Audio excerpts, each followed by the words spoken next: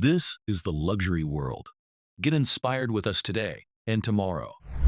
Once again, the crown has made its move. In a now familiar rhythm, Rolex has implemented another price increase, averaging approximately 3% across its watch catalog. On the surface, this adjustment might seem negligible, even predictable. A modest uptick, one could argue, especially for a brand so synonymous with prestige and precision. However, context is everything. In today's video brought to you by the Luxury World, we will explore a pivotal development in the luxury watch landscape, yet another price increase from Rolex. As the crown adjusts its pricing strategy amidst rising gold costs and looming tariffs, the brand continues to test the boundaries of consumer loyalty and market resilience. Join us as we delve more into this interesting topic. If you have not subscribed to our channel yet, make sure to do so to stay informed on future updates. This most recent increase marks the second upward adjustment within the same calendar year. The previous hike, enacted in January, was particularly aggressive. Rolex cited rising gold prices as justification, with full gold Daytonas seeing staggering increases, up to 14.1%. A double-digit escalation of this nature in a single pricing cycle is far from subtle. And now, mere months later, another increase is being attributed to swift reactions to newly imposed tariffs. What is remarkable is not just the frequency or magnitude of these increases, but the methodical way in which Rolex has normalized them. Annual hikes have become routine, predictable, even accepted. The strategic cadence has desensitized the market, subtly conditioning both enthusiasts and investors to anticipate and absorb these adjustments as a matter of course. Despite broader market softening and a steady correction in secondary prices, Rolex continues to command unwavering demand. One must ask, is this pricing strategy merely opportunistic, or is it reflective of a longer-term vision? Is Rolex exercising pricing power responsibly, or is it pressing its advantage in a way that risks alienating the very base it has cultivated so meticulously? One observable trend is the increasing availability of many previously elusive models. Timepieces that once required endless waitlists, often stretching into years, are now resurfacing. Solid gold models, two-tone variants, and even some stainless steel references are no longer locked behind exclusivity. The legendary delays, such as the 2 to 3 year wait for a basic black Submariner, are beginning to fade into memory. This is not to say that these pieces are suddenly ubiquitous. Walking into an authorized dealer and acquiring a flagship model on the spot remains a challenge. The process is still layered with gatekeeping, relationship building, and uncertainty. However, a subtle shift is underway. The chase, once defined by impossibility, now hints at accessibility. It recalls an earlier era in Rolex's history, one where a customer could simply point to a desired watch in the display case and walk out wearing it. That era, surprisingly, represents the majority of Rolex's timeline. This recent period of artificial scarcity is an anomaly, relatively brief chapter in a much longer narrative. For decades, Rolex timepieces were available, albeit still desirable. This shift toward exclusivity and game-like acquisition tactics is, in the grand scope, new. Now, with falling secondary market prices and ongoing hikes in retail pricing, a tension emerges. Is Rolex overestimating its leverage? Is there a limit to how far prices can climb before resistance sets in? Consider the implications of presenting a white gold Daytona at retail, post-tax, nearing or exceeding $60,000. If prices continue on this trajectory, will collectors and consumers eventually draw a line? Will there come a moment when even the most enthusiastic enthusiasts refuse to cross that psychological threshold? Examining recent data provides perspective. A yellow gold date with a green lacquered dial, once retailing for around $38,000 to $39,000, now demands $44,200 at MSRP. Once tax is factored in, the effective out-the-door price edges dangerously close to $50,000.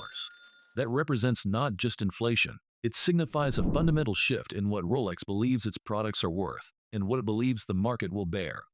Despite these rising prices, demand remains resilient. Thousands of collectors continue to wait for the call, that coveted moment when an authorized dealer finally offers a long-desired model. The ritual is familiar. The excitement, nearly euphoric. A sense of victory often accompanies these moments, despite the financial commitment involved. In this dynamic, Rolex's position is virtually unshakable. The brand's unique market authority stems from a level of vertical integration unmatched in the industry. From metallurgy to movement assembly, Rolex controls nearly every aspect of production. This autonomy provides both operational efficiency and strategic power. It allows the brand to increase prices not merely in response to external factors, but as part of a broader brand and supply strategy. Very few, if any, watch manufacturers can claim such complete oversight.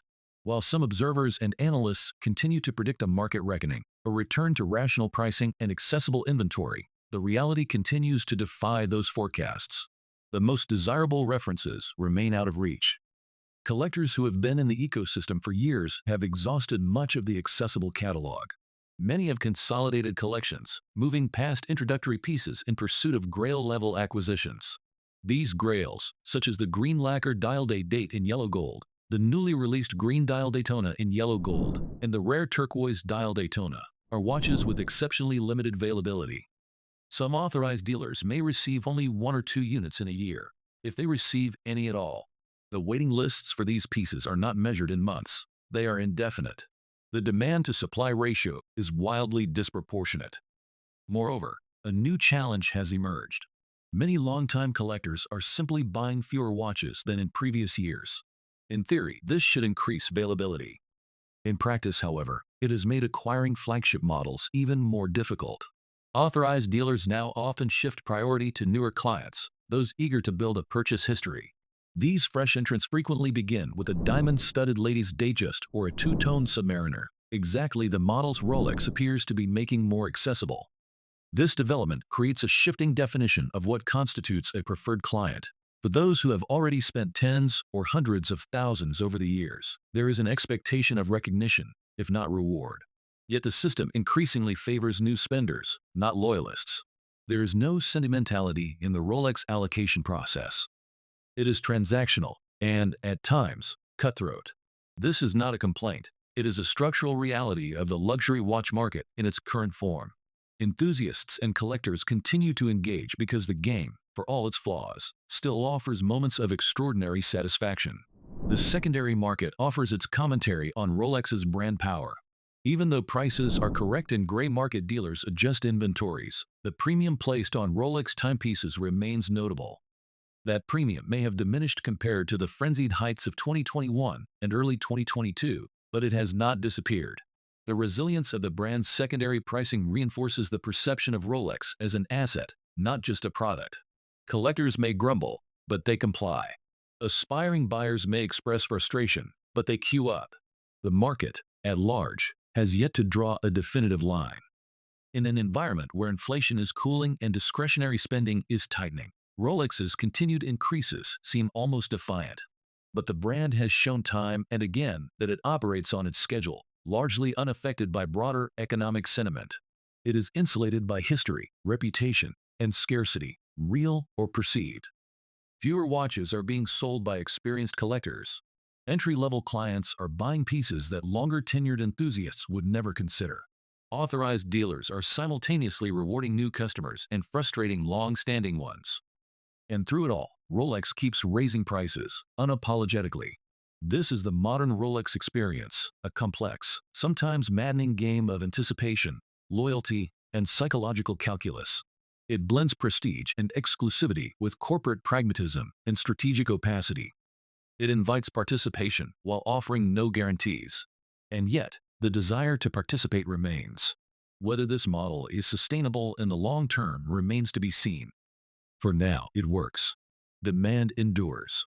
Prices rise. And the fabled call from the authorized dealer, retains its mythical status. What are your impressions on the Rolex topic we shared in this video? Let us know by leaving a comment and giving this video a thumbs up. Do not forget to subscribe to The Luxury World for more insights into the world of luxury timepieces.